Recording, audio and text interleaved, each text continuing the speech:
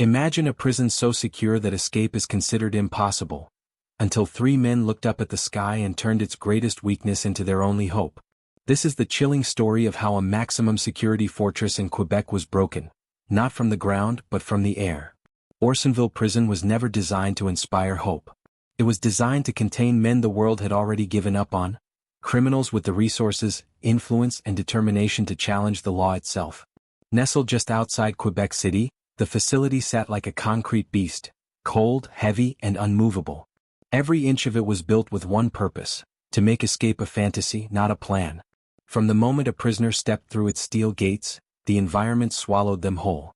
The walls were thick, reinforced with layers of concrete meant to withstand both time and violence. Surveillance cameras watched every angle, every hallway, every corner. Guards moved with rigid discipline, following strict protocols drilled into them over years of training.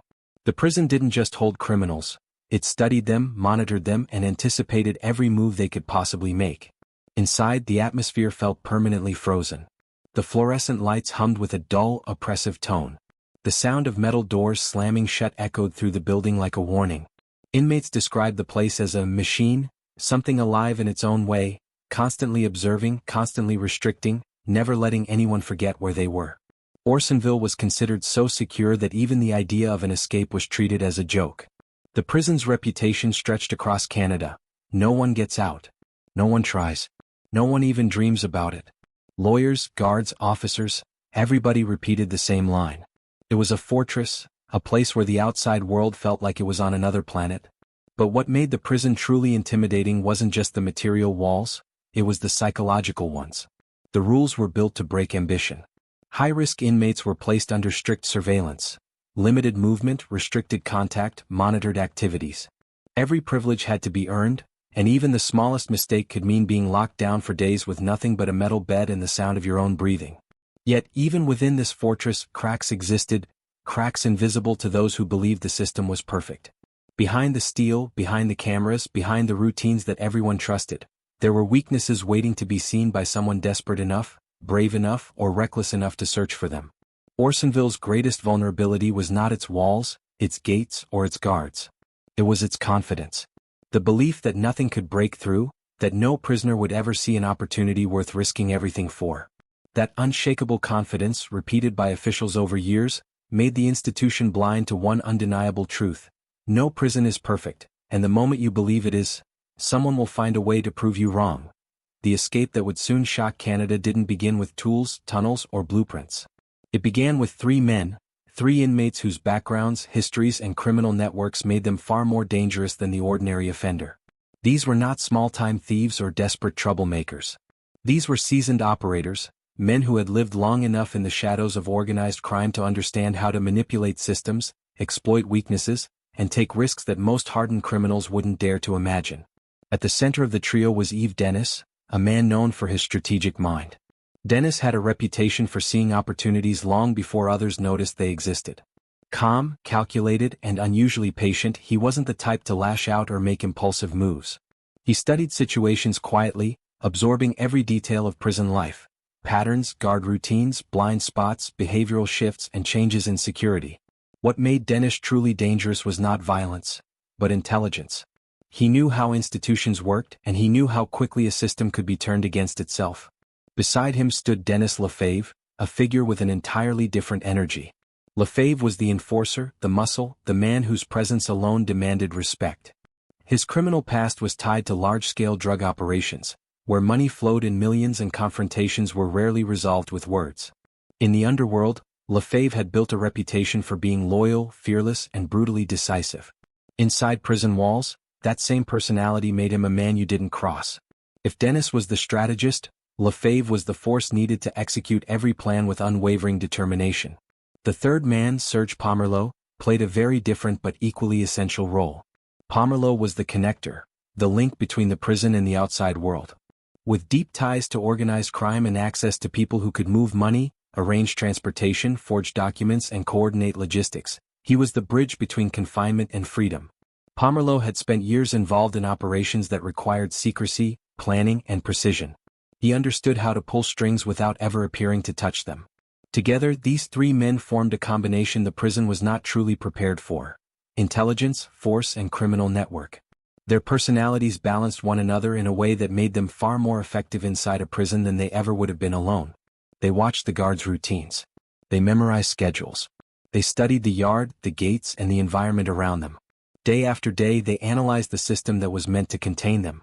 What began as quiet observations slowly evolved into careful planning. And what made this group uniquely dangerous was their ability to think beyond the walls, literally.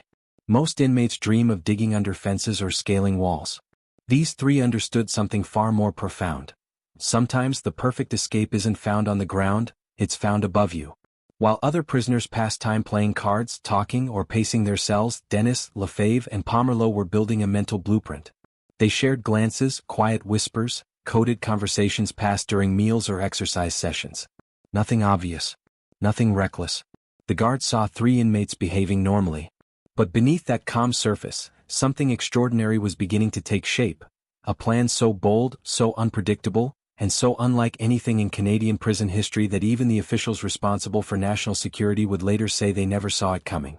And it all started with these three men, who understood that the greatest escapes are never made with tools, but with minds capable of seeing possibilities others overlook. 4 years, Orsainville Prison ran like a machine, rigid, predictable, and unquestioned. Every guard trusted the system. Every official believed the protocols were airtight. But in maximum security environments, even the smallest adjustment can change everything. And that's exactly what happened in the weeks leading up to the escape. It began quietly, almost imperceptibly, with a single administrative decision. The three inmates, Denis, Lefebvre, and Pomerleau, were suddenly granted reduced security restrictions. No one questioned it. No one double-checked. It came down as just another file, just another order, buried beneath stacks of paperwork in a job where routine becomes the greatest blindfold. This single shift opened a door that had never been opened before. Their movement was expanded. Their surveillance was loosened. Their time outside the cells increased. Guards who once monitored them closely began treating them like medium-risk inmates. It wasn't that the officers were careless, it was that they relied too deeply on the idea that Orsainville was invincible. And that belief became the prison's greatest weakness. With more free time in the yard, they could look around, study angles, calculate distances, identify blind spots from above. What no one realized was that the prison's courtyard, the very heart of the facility, had no aerial protection at all. The walls were tall, the fences were reinforced, the watchtowers were alert. But the sky? The sky was left unguarded. 4 years, this vulnerability existed untouched because no one imagined anyone would ever attempt something so extreme.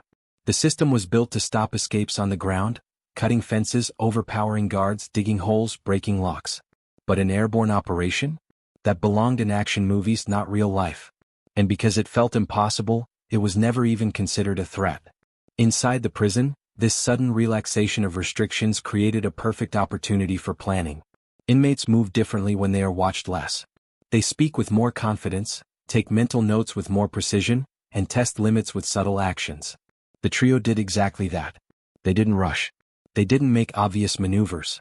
They simply observed. They analyzed where guards stood at different times of the day. They memorized when the yard was least crowded. They timed how fast alarms were triggered during disturbances. They learned which officers were most alert and which relied heavily on routine. The prison believed everything was operating normally. But to these three it was a window, slowly opening day by day until the gap was wide enough to slip through. On the outside, the world remained unaware. Inside, the inmates' privileges continued to widen. The prison climate, normally tense, started to feel strangely relaxed. Guards assumed the system was evolving for the better.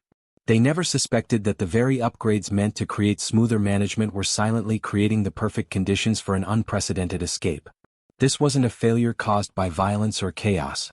It was a failure born from administrative confidence, the belief that paperwork cannot be dangerous. But when you're dealing with men who have the patience to watch every move, every shift, every minor change, even a small loophole can become the doorway to something enormous. And in Orsainville Prison, that doorway had just opened. The idea did not begin as a wild fantasy. It began as a whisper, a possibility so outrageous that only men who had nothing left to lose could truly consider it. While most inmates thought in terms of tunnels, distractions, or brute force, Denis, Lefebvre, and Pomerleau were thinking of something else: the sky. The plan to use a helicopter wasn't a sudden spark. It was the result of weeks of studying every inch of the courtyard, every guard rotation, every blind angle. They noticed something simple but astonishing. While the prison was built like a fortress on the ground, it was practically defenseless above. No nets. No cables. No aerial surveillance. The sky, which everyone assumed was unreachable, was actually wide open.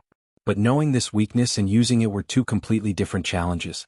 A helicopter extraction required coordination, resources, and someone outside the prison bold enough, or desperate enough, to execute it. That's where Pomerleau's connections came into play. His network, built long before prison walls surrounded him, still existed beyond those barriers. People with money. People with power. People who owed favors, or demanded payment. The first step was securing a helicopter without raising suspicion. And that, surprisingly, was easier than anyone imagined. Using a false name and posing as regular tourists, the conspirators booked a scenic flight. A simple ride. A harmless joyride. No one would ever suspect that the passenger boarding that helicopter had no intention of following the original flight plan. Once the pilot took off, everything changed. The moment they were airborne, the men waiting outside the prison forced the pilot to alter the route. Whether it was done with threats, weapons, or sheer intimidation is something that investigators later pieced together, but one thing is clear: the pilot had no choice. In a matter of seconds, a peaceful flight turned into a hijacked mission. The pilot, trembling and terrified, was ordered to fly directly toward Orsainville Prison. Below, guards moved routinely, unaware that a small dot in the sky was growing larger, heading straight for the courtyard. No alarms rang, no warnings were issued because no one believed something like this could ever happen. The helicopter descended rapidly. Wind gusted through the yard, kicking up dust and debris. Inmates stared in disbelief. Some froze. Some shouted. Others backed away as the chopper's blades sliced the air, shaking everything around it. This was not a secret escape. This was not subtle. This was a declaration, a direct challenge to the prison's authority. As the helicopter hovered at the perfect height, the three inmates didn't hesitate. They sprinted across the courtyard toward the machine, hovering like an unlikely salvation. Every step was timed. Every second mattered. Guards were stunned, torn between shock and confusion. Training had prepared them for riots, fights, and lockdowns, but not for a helicopter landing in the middle of their yard. The escape plan, bold and unimaginable, was unfolding in real time. The noise of the rotor blades drowned out orders, drowned out reason, drowned out fear. For those few moments, the prison, this massive concrete fortress, was powerless. Its greatest weakness had been exposed by three men who dared to look in a direction no one else ever had. The plan wasn't just clever. It was audacious. It was cinematic. And it was happening right in front of the world. The moment the helicopter dipped into the courtyard, Orsainville Prison transformed from a place of order into a scene no one could have scripted. The noise was overwhelming. The roaring blades tore through the air like a storm descending from the sky.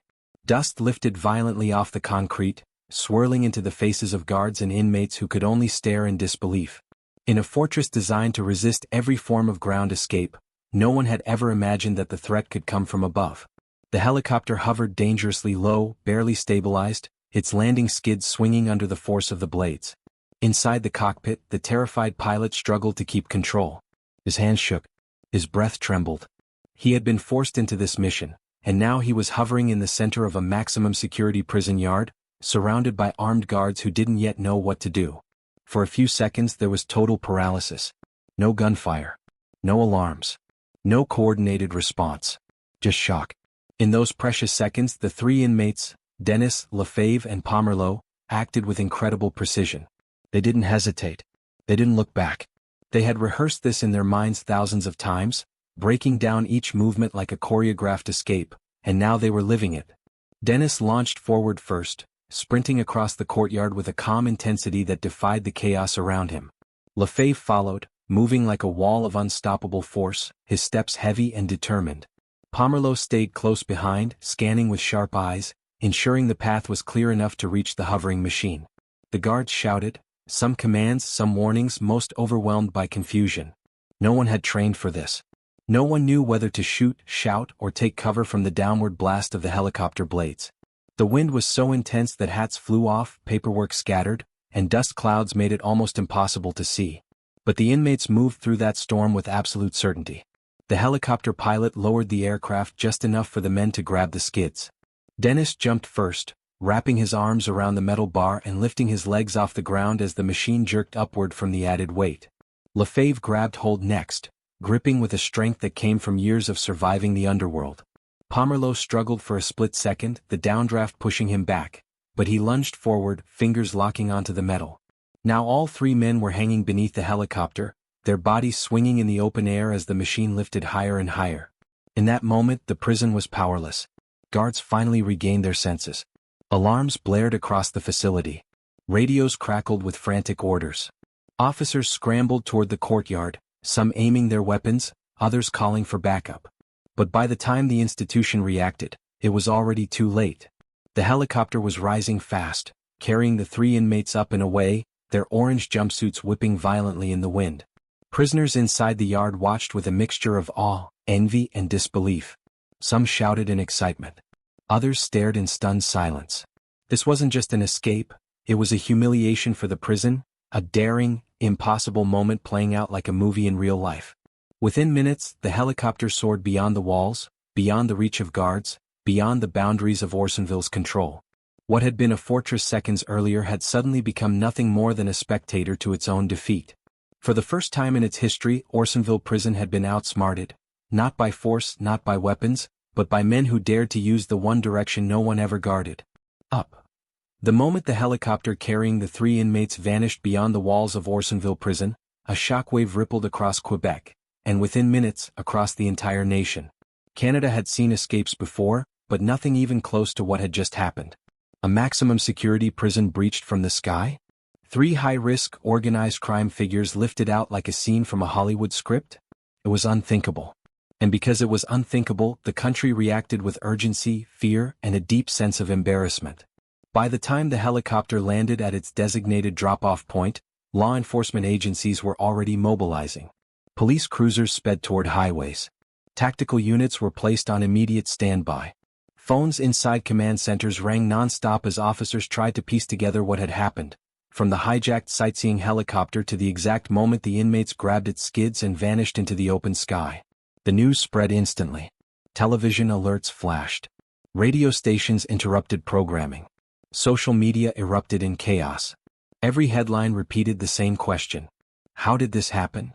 But while the public was searching for answers, law enforcement was preparing to hunt. The fugitives, now somewhere on the ground with a head start, began moving fast. These were not panicked escapees running blindly through forests or stealing random cars. They were organized, well-connected, and extremely familiar with the criminal networks spread across Quebec. They had access to safe houses, money, vehicles, and people willing to help them disappear. This made them far more dangerous than ordinary escapees. Police quickly realized this was not just a prison escape. This was a strategic operation. Roadblocks were established within the hour. Highways leading out of Quebec City were scanned. Airports and borders were put under heightened alert. Officers searched wooded areas, abandoned buildings, industrial zones, and rural properties known to be associated with criminal groups. Investigators traced calls, monitored bank activity, and interviewed former associates. But the trio wasn't sloppy. They went dark. No phones, no transactions, no predictable movements. The manhunt intensified with each passing day. Helicopters patrolled the skies. K-9 units combed rural regions. Detectives worked around the clock, sleeping in shifts, driven by a mixture of pressure and humiliation. The government demanded answers. The media demanded accountability. And the public demanded action. Every rumor became a lead. Every false sighting triggered another sweep. Every whisper of movement was investigated. The manhunt spanned entire regions, stretching police resources thin and forcing multiple agencies, local, provincial, and federal, to work together under a unified strategy. Reporters called it Canada's most cinematic pursuit. Officials called it a national emergency. But for the three fugitives, it was exactly what they had planned for. They hid in plain sight, blending into urban environments, rotating through safe houses, using their criminal connections to stay one step ahead of law enforcement. Investigators later admitted that the trio was remarkably disciplined. No flashy moves, no careless mistakes, no unnecessary risks. Each hour they remained free increased the pressure on authorities.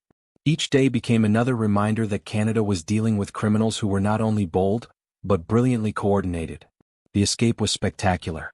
The manhunt was consuming. And as the search intensified, one truth became clear. This was not going to be a quick capture.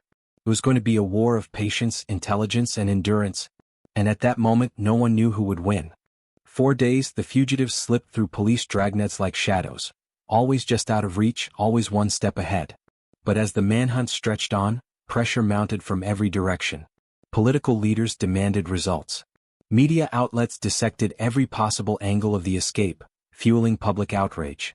And police forces, exhausted but relentless, continued tightening their search grid, shrinking the fugitives' world inch by inch. The 3 men, Denis, Lefebvre, and Pomerleau, had planned their escape with near perfection, but staying free required a different kind of discipline. They moved in small increments, switching vehicles, rotating between safe houses, and relying on trusted criminal connections to stay sheltered. They avoided phones, avoided transactions, avoided anything that created a digital footprint. Their survival depended entirely on silence and invisibility. But no escape lasts forever. It began with a small break, one of those tiny pieces of information investigators wait for. A suspicious purchase. A movement in a rural region. A tip from someone who had seen 3 unfamiliar men moving at odd hours. Police didn't dismiss it. After the embarrassment of a helicopter escape, no detail was too minor to ignore. Teams moved quickly. Surveillance units monitored roads. Tactical squads positioned themselves quietly, waiting for the slightest confirmation. When investigators finally narrowed down the suspect's hideout, it wasn't a dramatic mansion or a fortified bunker. It was a simple rented cabin tucked away in a quiet part of Quebec. A place chosen for isolation. A place chosen because it blended into the forest like any other cabin. Before dawn the operation began. Dozens of officers surrounded the area, moving silently through trees and tall grass. The air was cold, heavy with tension. They knew these men were dangerous, not impulsive but strategic, capable, and heavily connected. This wouldn't be a confrontation handled with casual commands. This required precision. Inside the cabin the fugitives were quiet. No gunfire erupted. No dramatic shootout took place. They were tired, worn down by the constant fear of being discovered. They knew the moment the police surrounded them, they could feel the energy shift, the subtle vibrations of radios and boots outside. Resistance would have meant death. Surrender was the only choice. Slowly, one by one, they stepped out with their hands raised. The officers moved in swiftly, securing them with the intensity of a high-value arrest. Denis remained calm, almost eerily composed. Lefebvre held a hardened stare, as if refusing to give law enforcement the satisfaction of seeing fear. Pomerleau simply accepted it. He had lasted longer than most fugitives ever could. Within minutes, the escape was over. The country breathed a long-awaited sigh of relief. The media erupted with breaking headlines. And law enforcement, exhausted but vindicated, finally closed the chapter on one of the boldest escapes in Canadian history.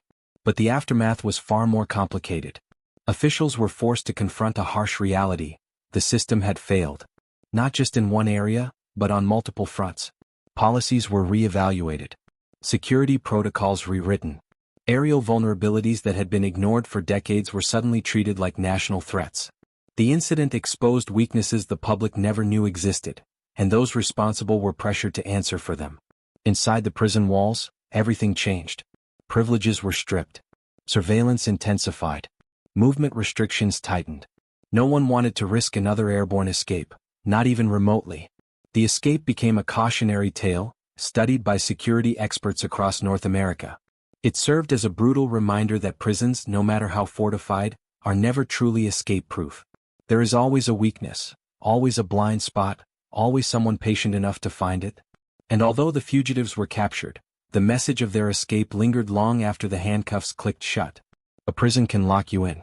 But sometimes all it takes is one bold idea to prove that even the strongest walls aren't strong enough. In the end, the Orsainville helicopter escape became more than just a daring breakout. It became a symbol of how even the most fortified systems can collapse under a single overlooked detail. It revealed that danger doesn't always come from violence or chaos. Sometimes, it comes quietly, through routine, through trust, through the blind spots no one thinks to check. The 3 men who rode a storm of spinning blades out of a maximum security prison may have been captured, but their escape forced an entire nation to confront uncomfortable truths about security, preparedness, and the cost of underestimating those with nothing left to lose. Orsainville Prison would never be the same. Canada's correctional system would never be the same. And the world would never forget the moment a helicopter dropped into a prison yard and lifted 3 fugitives straight into the sky. Because history remembers boldness. History remembers defiance. And history remembers the day when, for a few unbelievable minutes, the sky became an open door, and 3 men dared to fly through it.